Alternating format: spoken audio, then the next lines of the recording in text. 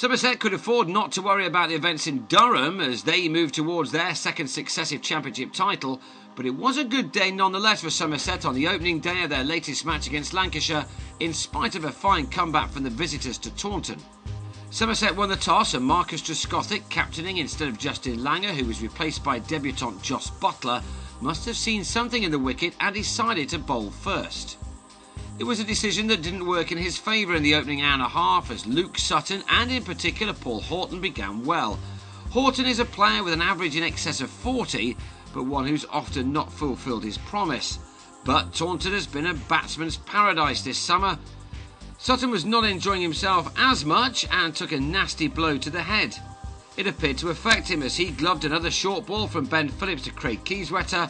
The pair had added 58 for the opening wicket, Sutton gone for 26. Horton was having far fewer fireworks meanwhile at his end of the pitch, and he easily drove Arul Sapphire to reach his half-century off 93 balls just after lunch, and that was just the start. Malloy couldn't stay with him though, and with a score on 99 in the 35th over, he was leg before to a ball from Charles Willoughby which swung back in at him. 4 overs later, and Trescothick's decision to field was looking like a good one as VVS Laxman edged a wide delivery from Willoughby to the keeper at 119 for 3. Somerset were cock-a-hoop when Mark Chilton got a thin edge to a ball which just shaped away, delivered by Phillips. He was out for a 16-ball duck, and Lancashire were in trouble at 128 for 4. While the wickets tumbled against balls which oddly were moving around at Taunton, Horton carried on unflustered. Phillips was bowling a fine spell and he got faffed to Plessy to nick a ball to Keyswetter on 1. That made it 153 for 5, Somerset well on top.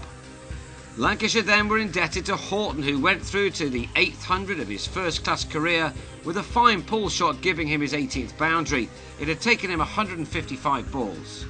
The visitors went to tea at 214 for 5, and as the ball softened in the final session, they were able to develop a very useful partnership which pulled them back into the game.